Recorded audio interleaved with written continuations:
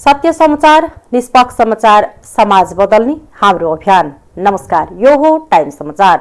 म चाँदनी। सुरु गरौँ गाँजा बरामद भएको सम्बन्धी समाचारबाट। सशस्त्र प्रहरीले मोहतरीबाट 43 किलो अवैध गाँजा बरामद गरेको छ।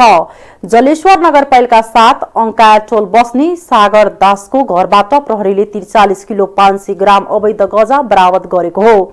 विशेष सूचनाको आधारमा आइतबार अपहरण सशस्त्र प्रहरीले खान तलासी गरी 14 किलो 500 ग्रामको 3वटा पोकामा लुकाई राखेको 43 किलो 500 ग्राम गाँजा बरामद गरेको सशस्त्र प्रहरी प्रदेश 2 का प्रमुख डीआईजी गणेश थारा मगरले टाइम्स टेलिभिजनलाई जानकारी दिए। बरामद गरेको लागू औषध गाँजा जिल्ला प्रहरी कार्यालय मोहतरीलाई जिम्मा लगाएको जनाएको छ। तलबको माग गर्दै रौतहटमा शिक्षकहरू आन्दोलनमा उत्रेका छन्। जिल्लाको फितुवा विजयपुर नगर क्षेत्र अन्तर्गतका शिक्षक तथा कर्मचारीहरू दशैं अघि नै पाउनुपर्ने तलब सुविधा कार्तिक महिना बित्न लाग्दा समेत नपाएका कारण बाध्य भएर आन्दोलनमा उत्रेका हुन्। आइतबार शिक्षक कर्मचारीहरू नगरपालिकाको अगाडि भेला भएर जनप्रतिनिधिको लापरवाहीको कारण ढिला सुस्तीले गर्दा 5 महिनादेखि तलब भत्ता खान पाउन नसकेकाले आन्दोलनको विकल्प नरहेको बताए। जनप्रतिनिधि बीच रकमको भागबन्द नमिल्दा फतुवा विजयपुर नगर अन्तर्गत 32 विद्यालयका झण्डै 250 शिक्षक र अन्य कर्मचारी गरी 300 को हाराहारीमा शिक्षक कर्मचारीले तलब पाउन नसकेको एकजना महिला शिक्षिका उषा किरण श्रेष्ठले बताइन्। पहिलो चरणमा सबै विद्यालयका शिक्षकहरू आइतबारदेखि पठन पाठन बन्द गरी बिहान 10 बजेदेखि 4 बजेसम्म विद्यालय प्राङ्गणमा धरनामा बस्ने शिक्षकहरू निर्णय गरेका छन्। फतुवा विजयपुरको निमित्त प्रमुख प्रशासकीय अधिकृत प्रमोद गुप्ताले योजना तर्जुमा नभएको कारण तलब दिने अख्तियारी हालसम्म नआएको बताए। रौतहटमा एकै परिवारका दुई बालकको विषबाट मृत्यु भएको छ। रौतहटको देवाही गोनाही नगरपालिका 5 टिकुलियाका सञ्जय मुखियाका 5 वर्षीय छोरा आकाश र 4 वर्षीय छोरा विकासको विषबाट मृत्यु भएको हो। दुवै बालकको शनिबार उनीहरूको उपचारको क्रममा ज्यान गएको प्रहरीले जनाएको छ। दुवै बालकको रिसिबीको कारण गाउँकै स्थानीयले विष खुवाएर हत्या गरेको परिवारजनको आरोप छ। घटना शंकास्पद रहेको भन्दै प्रहरीले अनुसन्धान गरिरहेको जिल्ला प्रहरी कार्यालय रौतहटका प्रहरी उपरीक्षक विनोद घिमिरेले बताए। उनले बालकहरूकै विषकै कारण मृत्यु भएको बताउँदै अनुसन्धान गरिरहेको बताए। राणाकालमै देशभर पूर्वदेखि पश्चिमसम्म रेखा कोरियाको हुलाकी सडकको सर्लाही खण्डले गणतन्त्र आइपुग्दासम्म काचौली फेर्न सकेको छैन। वर्षौंदेखि जीर्ण सडकको यस्तो रन्ती नहुँदा स्थानीय बासिन्दा हिउँदमा धुलो र वर्षामा हिलोको शास्ति खेप्न विवश छन्। 2073 सालमा सर्लाहीको हुलाकी सडक 5 वर्षभित्र कालोपत्र गर्न भनेर 3 प्याकेजमा ठेक्का लागे पनि प्रगति शून्य छ। ठेक्का लागेको 5 वर्षको अवधिमा 1 किलोमिटर पनि कालोपत्र भएका छैन। हुलाकी राजमार्गलाई सरकारले राष्ट्रिय गौरवको आयोजना भनेको छ, तर ठेकेदारले 5 वर्षसम्म काम नगर्दा पनि सरकारले वास्ता गरेको छैन। हुलाकी मार्ग नबनाएर यस क्षेत्रका जनतालाई राज्यले नै पछाडि पारेको स्थानीयको बुझाइ छ। सर्लाहीको हुलाकी सडक निर्माणको काम डिभिजन सडक कार्यालय चन्द्रनिगाहपुर रौतहटले हेर्दै आएका छन्। वर्षौंदेखि जीर्ण रहेको सर्लाही खण्डको हुलाकी सडकको यस्तो रोन्ती नहुँदा यस क्षेत्रका स्थानीय हिउँदमा धुलो र वर्षामा हिलोको शास्ति खेप्न बाध्य छन्। जिल्लामा पूर्व पर्सा गाउँपालिकाको शीतलपुर संग्रामपुरदेखि पश्चिम बलडा नगरपालिकाको छतौना गाउँका बागमती नदी किनारसम्मको 42 किलोमिटर हुलाकी सडक अत्यन्तै जीर्ण छ। तराईको मेरुदण्डका रूपमा रहेको राणाकालीन हुलाकी मार्ग सर्लाही सदरमुकाम मलङ्बा सहित भारतीय सीमा नजिकका 50 ग्रामीण बस्तीलाई सर्लाहीमा छुन्छ। स्थानीयहरूले पटक पटक सरकारवाला निकायलाई यस विषयमा जानकारी गराउँदा समेत कुनै चासो नलिएको बताएका छन्। बहुत उपद्रव है, गर्दा माटी खैबे करी छै। रात दिन ट्रैक्टर भंजी से 50 बरिस हो रोड़ा थुराल 3 साल भेले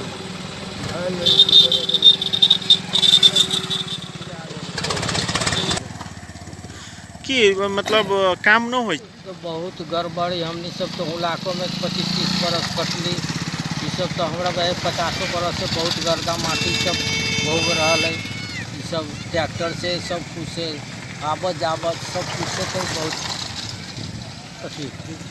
इलाक में कटली हम सब पूर्वे भर गए हमनी सब तो 25-30 बरस तहिया से अवस्था इन्हें के इन्हें सब कुछ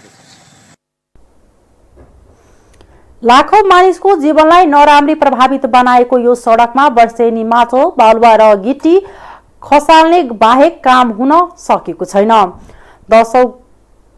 दशकौंदेखि प्रत्येक वर्षको सरकारी नीति कार्यक्रम र बजेटमा हुलाकी सडक निर्माणको कुरा सुन्दै आएका यहाँका बासिन्दाको आशा निराशामा परिणत भइसकेको छ। बजेटमा हुलाकी सडकको नाम सुन्दा फुरुङ्ग हुने मन केही वर्षता आक्रोशित मात्रै देखिन थालेको छ।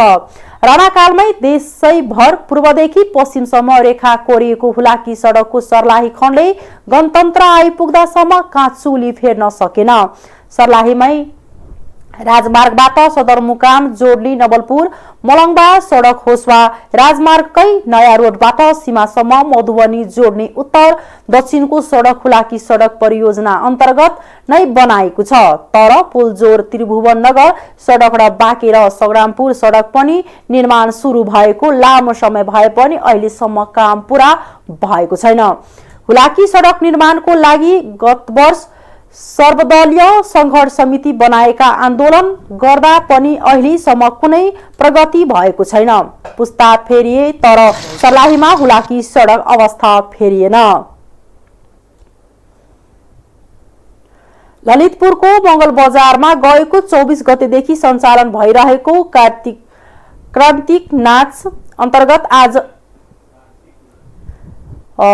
नाच अन्तर्गत आज हरिबोधनी एकादशीका दिन जलसाय नाच देखाउँदैछ। हरेक वर्ष हरिबोधनी एकादशीका दिन कार्तिक नाचमा भगवान नारायणसँग सम्बन्धित नाच देखाइने गरिन्छ। आज बेलुकी 7 बजेपछि कार्तिक नाचमा भगवान नारायणले मधु कटेब दैत्यलाई वध गरेको कथावस्तु भएको जलसायन नाच देखाउने कार्तिक नाच संरक्षण समितिले जनाएको छ। नेपाल सम्बत 761 सालदेखि निरन्तर प्रदर्शन भइरहेको यो नाच यसपालि 376 वर्ष पुगेको छ। कार्तिक महिनाभरि विभिन्न विधि र प्रकारका नृत्य प्रदर्शन गर्ने भएकाले यस नाचलाई कार्तिक नाच भनिएको हो। 27 दिनसम्म यस नाच प्रदर्शन गर्दा हरेक दिन विभिन्न विषयवस्तु तथा कथामा आधारित रही बेग्ला बेग्लै तरिकाले नृत्य मञ्चन गरिन्छ। यस नाचको सर्जक स्रष्टा एवं प्रवक्ताका सिद्धि नरसिंह मल्लका शिक्षा गुरु पण्डित हरिवंश उपाध्याय र दीक्षा गुरु विश्वनाथ उपाध्यायलाई लिइन्छ। विश्व सम्पदा सूचीमा सूचीकृत ललितपुर महानगरपालिका 16 मा दायाँ आधा भागमा शिव र बायाँपट्टि विष्णुको संयुक्त मूर्ति रहेको हरिशंकर मन्दिर छेउमा यो नृत्य देखाइन्छ। नेकपा माओवादी केन्द्र प्रत्याग गरेका नेता रामचन्द्र झा नेकपा एकीकृत समाजवादीको सचिवालय सदस्यमा चयन भएका छन्।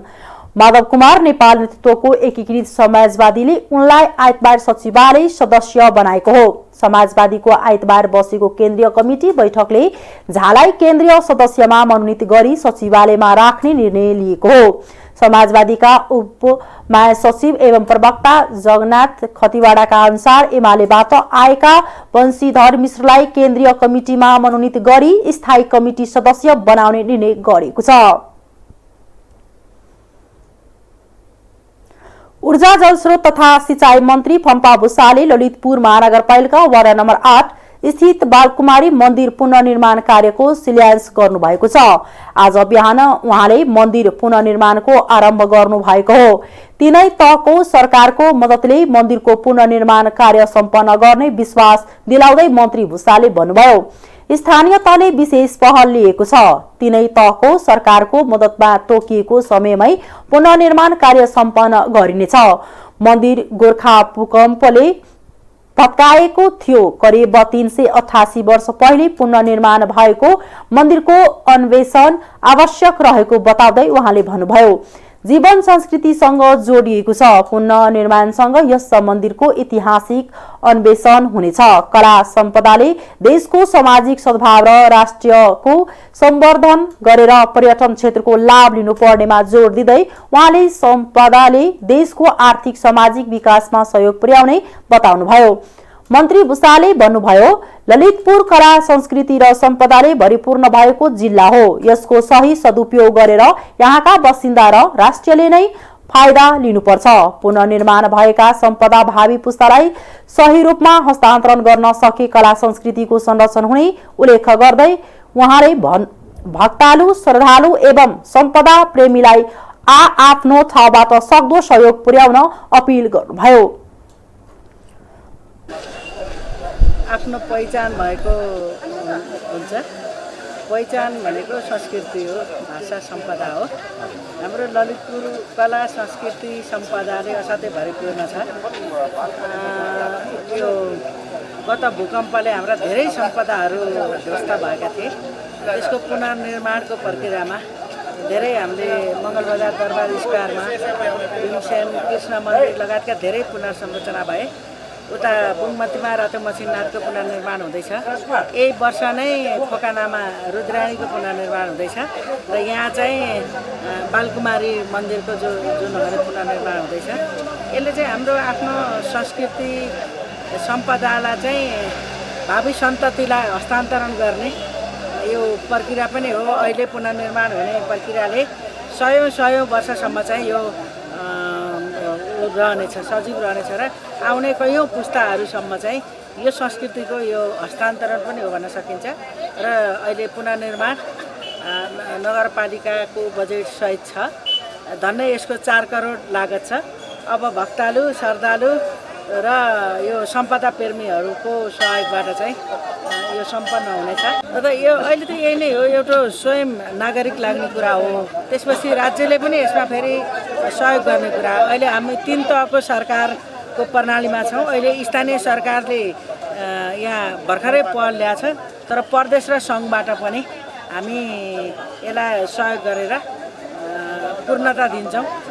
अहिले माननीय कृष्णलाल महर्जन जो यसकै छिमेकी पनि हुनुहुन्छ, यो क्षेत्रको प्रतिनिधि पनि हुनुहुन्छ। हामी सबैले सङ्घबाट प्रदेशबाट पनि यसलाई चाहिने आवश्यक बजेट हामी विनियोजित गरिदिन्छौँ।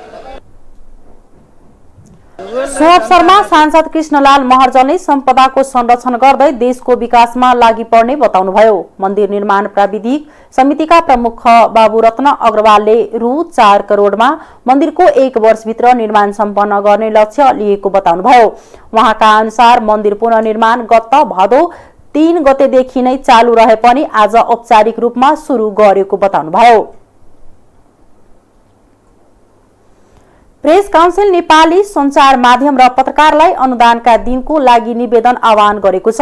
आर्थिक वर्ष 2078-79 मा मिडिया विकास कोषका लागि बजेटमा स्वीकृत कार्यक्रम अनुसार अनुदानका लागि काउन्सिल सूचना जारी गरेको हो। अनुदानका लागि तोकिएको शर्त पूरा गरे 35 दिनभित्र काउन्सिलको कार्यालयमा निवेदन दिने सूचनामा उल्लेख गरिएको छ। काउन्सिलले निवेदनका आधारमा 20 जिल्लामा एक वटाको दरले ल्यापटप खरिदका लागि 40%, 5 जिल्लामा एक वटा, क्यामेरा खरिदका लागि 30 देखि 40%, 2 वटा प्रेस स्थापनाका लागि अनुदान, 2 वटा रेडियो स्थापना र प्रत्येक प्रदेशबाट 2 जनालाई इन्टरनेट जडानमा अनुदान दिइन्छ। काउन्सिलले पत्रकारका लागि प्रत्येक प्रदेशबाट 3 जनाका दरले 21 जनालाई लेखन, वृत्त र स्नातकोत्तर तहमा शोध पत्र लेख्नका लागि प्रत्येक प्रदेशबाट 1 जना गरी 7 जनालाई अनुदान उपलब्ध गराइने जनाएको छ। काउन्सिलले दुर्गम स्थानीय र यसअघि सुविधा नलिएका पत्रकार र सञ्चार माध्यमलाई प्राथमिकतामा दिने बताएको छ। प्रधान न्यायाधीश चोलेन्द्र शमशेर जबराले आफू विरुद्ध आन्दोलनरत कानून व्यवसायीहरूलाई संवादमा आउन आह्वान गर्नुभएको छ। आज विज्ञप्ति निकालेर प्रधान न्यायाधीश जबराले आन्दोलन छाडेर संवादमा आउन आह्वान गर्नुभएको छ। न्यायपालिकामा उत्पन्न गतिरोधबारे चिन्ता व्यक्त गर्दै उहाँले छलफलमा आउन आह्वान गर्नुभएको। उहाँले विधिको पक्षमा कर्तव्य निर्वाह गर्ने सिलसिलामा यदाकदा प्रश्नहरू उठाउँदा त्यसलाई तत्काल सम्बोधन गर्दै बार एसोसिएसन र न्यायपालिका बीच हातेमालो हुने गरेको विज्ञप्तिमा उल्लेख गर्नुभएको छ। विज्ञप्तिमा उहाँले वर्तमान परिस्थितिमा देखिएका गतिरोधहरूको सम्बोधनको उपयुक्त विकल्प संवाद नै भएको उल्लेख गर्नुभएको छ। उहाँले न्यायपालिकाभित्र उत्पन्न गतिरोधका कारण नागरिकहरूका प्रश्न हामीतर्फ नै सोझिएको भन्दै नेपाल बार एसोसिएसन र सर्वोच्च अदालत बार एसोसिएसनलाई संवादका लागि आह्वान गर्नुभएको छ। उहाँले सर्वोच्च अदालतमा परिसरमा भएको वकिलहरूको धरनामा भएको प्रहरी हस्तक्षेपप्रति पनि दुःख व्यक्त गर्दै आउँदो दिनमा यस्ता गतिविधि दोहोरिन नदिन न्यायपालिका प्रमुखका हैसियतबाट प्रतिबद्धता व्यक्त गर्नुभएको छ। प्रधान न्यायाधीश चोरेन शमशेर जबराको राजीनामा माग गर्दै कानून व्यवसायीहरूले आज पनि प्रदर्शन गरेका छन्। सर्वोच्च अदालतभित्र भएको प्रदर्शनमा प्रहरीले बल प्रयोग गरेको छ। प्रहरीको घेरा तोडेर कानून व्यवसायीहरूले प्रदर्शन गरेपछि सामान्य धकेल भएको हो। यस्तै सर्वोच्च परिसर बाहिर प्रधान न्यायाधीश जबराका समर्थकहरूले पनि प्रदर्शन गरेका छन्। दिनहुको विरोध प्रदर्शनले इजलास ठप्प भएको भन्दै उनीहरूले त्यसको विरोधमा प्रदर्शन गरेका हुन्। पक्ष र विपक्षमा हुने प्रदर्शनमा झडप समेत हुन थालेपछि सर्वोच्च अदालत परिसरको सुरक्षा व्यवस्था कडा पारिएको छ। कानून व्यवसायीहरूले प्रधान न्यायाधीशले राजीनामा गर्नुपर्ने माग गरिरहेका छन् भने प्रधान न्यायाधीशले भने तत्काल राजीनामामा नदिने अडान राख्दै आउनु भएको छ। सर्वोच्चमा प्रधान न्यायाधीश विरुद्ध न्यायाधीशहरूले इजलास बहिष्कार गर्दै आएका छन्। उनीहरूको समर्थनमा बारले पनि संघर्ष गरिरहेको छ। केही वकिलहरूले भने न्यायालयलाई अनावश्यक विवादमा तान्न खोजेको भन्दै हडतालमा रहेका न्यायाधीशहरूलाई इजलासमा फर्कन दबावमूलक कार्यक्रम गरिरहेका छन्। आर्थिक समाचार।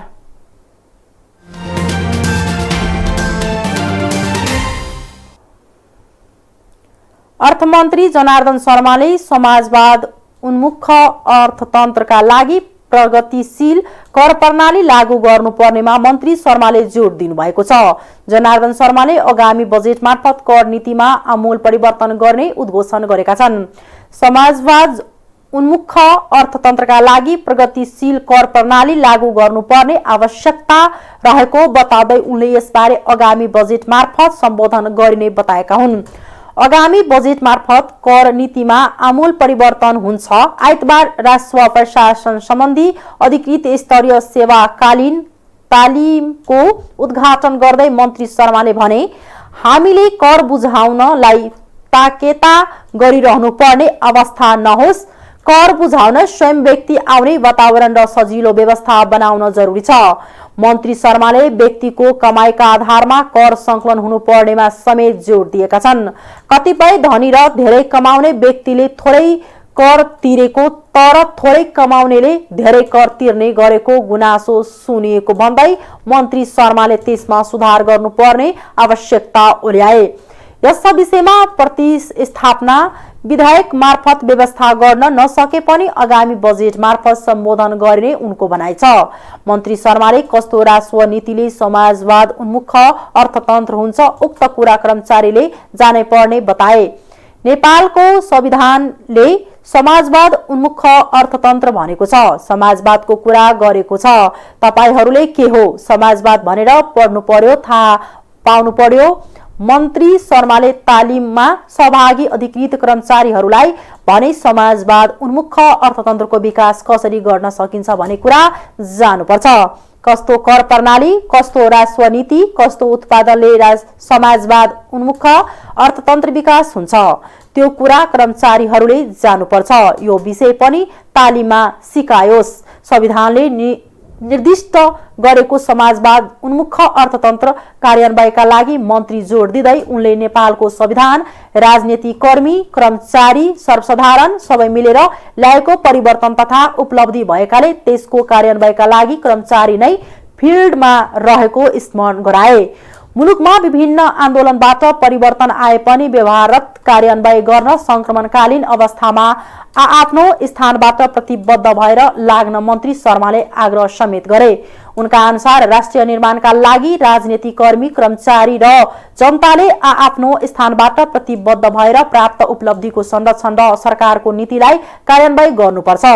परम्परागत कार्य सम्पादन प्रणालीलाई प्रविधि मैत्री बनाउनु पर्नेमा जोड दिँदै उनले प्रविधिको प्रयोगले कम जनशक्ति लाग्ने र परिश्रमिक समेत बढ़ाउन सक्ने बताए। नेपाल राष्ट्रिय बैंकले बैंक तथा वित्तीय संस्थामा तरलताको अभाव देखेपछि एकीकृत निर्देशन 2077 मा संशोधन गर्दै ब्याज दरबारे नयाँ सर्कुलर जारी गरेको छ। केन्द्रीय बैंकले यही कार्तिक 3 गते जारी गरेको निर्देशनलाई थप परिष्कृत र व्यवस्थित गरेको हो। राष्ट्रिय बैंकले यसअघि बैंक तथा वित्तीय संस्थाले जुनसुकै प्रकारको निक्षेपमा प्रदान गर्ने ब्याज दर निर्धारण तथा प्रकाशन गर्दा अघिल्लो महिना प्रकाशित ब्याज दरमा बढीमा 10% को दरले मात्र परिवर्तन गर्न पाउने व्यवस्था गरेको थियो। हिजो सार्वजनिक भएको निर्देशन अनुसार इजाजत पत्र प्राप्त बैंक तथा वित्तीय संस्थाले निक्षेपमा प्रदान गर्ने ब्याज दर निर्धारण तथा प्रकाशन गर्दा सम्बन्धित वर्गका सबै संस्थाले अघिल्लो महिना प्रकाशन गरेको अधिकतम ब्याज दरको औसत तथा न्यूनतम ब्याज दर कल निक्षेप बाहेक को औसतमा बढीमा 10% ले मात्र परिवर्तन गरी ब्याज दर निर्धारण गर्न सक्ने भएका छन्। यसरी ब्याज दर निर्धारण गर्दा कायम हुने अधिकतम र न्यूनतम ब्याज दर बीचको अन्तर सीमा भन्दा बढी हुन गएमा अधिकतम वा न्यूनतम मध्ये एक दर कायम गरी अन्य दरहरू संयोजन गर्नुपर्ने व्यवस्था गरिएको छ। बैंक तथा वित्तीय संस्थाले कल डिपोजिट र संस्थागत मुद्दती निक्षेप बाहेक अन्य निक्षेपको हकमा प्रकाशित ब्याज दरमा 0.5% बिन्दुसम्म बढाउन सक्ने व्यवस्था भने खारेज गरेको छ। बोल कबोलका आधारमा संकलन हुने मुद्दती निक्षेपको हकमा प्रकाशित ब्याज दरमा नबढ्ने गरी निक्षेप संकलन गर्नुपर्नेछ। तर बैंक तथा वित्तीय संस्थासँग रहेको निक्षेपलाई फेरि बोल कबोल गरी नवीकरण गर्नु परेमा प्रकाशित ब्याज दरमा 1% बिन्दुसम्म मात्रै थप गरी निक्षेप संकलन गर्न सकिनेछ। अन्तर्राष्ट्रिय समाचार।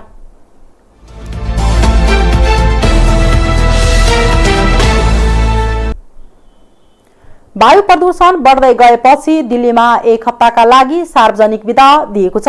दिल्लीका मुख्यमन्त्री अरविन्द केजरीवालले समस्या समाधान गर्न एक हप्ताका लागि स्कुल बन्द गर्ने निर्णय, निर्माण गतिविधिमा रोक लगाउने र सरकारी कर्मचारीले घरबाटै काम गर्ने बताएका छन्। वायु प्रदूषणमा भएको वृद्धिलाई संकटकालीन अवस्थाको रूपमा व्याख्या गर्दै भारतीय सर्वोच्च अदालतले शनिबार केन्द्र सरकार र दिल्ली सरकारलाई वायुको गुणस्तर सुधार गर्न सवारी साधनमाथि प्रतिबन्ध लगाउने र लकडाउन गर्ने जस्ता कदम तत्काल चाल्न सुझाव दिएको थियो।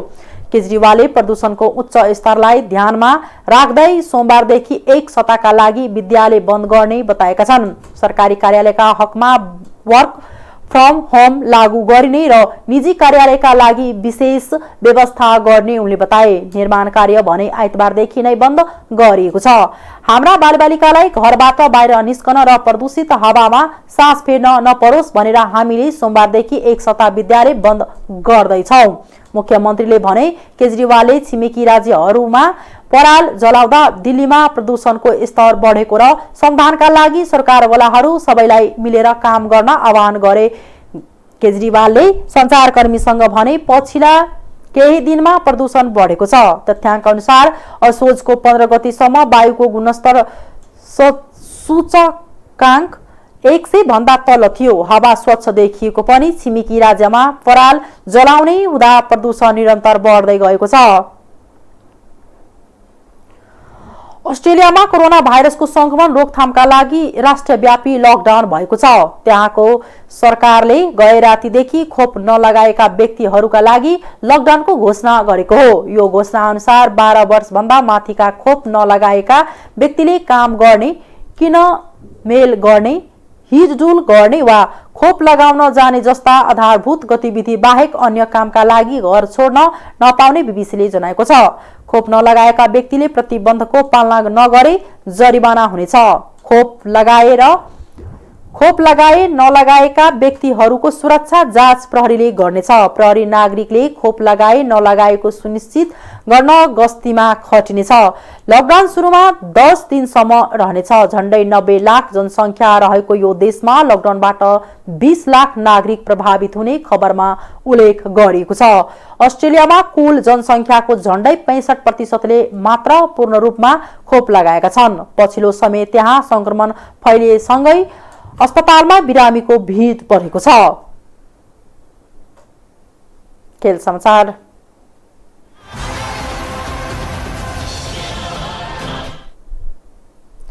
आईसीसी टी20 विश्वकपको फाइनलमा अस्ट्रेलियाले न्युजिल्यान्डलाई 8 विकेटले हराएको छ। न्युजिल्यान्डले दिएको 173 रनको लक्ष्य अस्ट्रेलियाले मात्रै 2 विकेट गुमाएर 7 बल अघि नै भेटायो।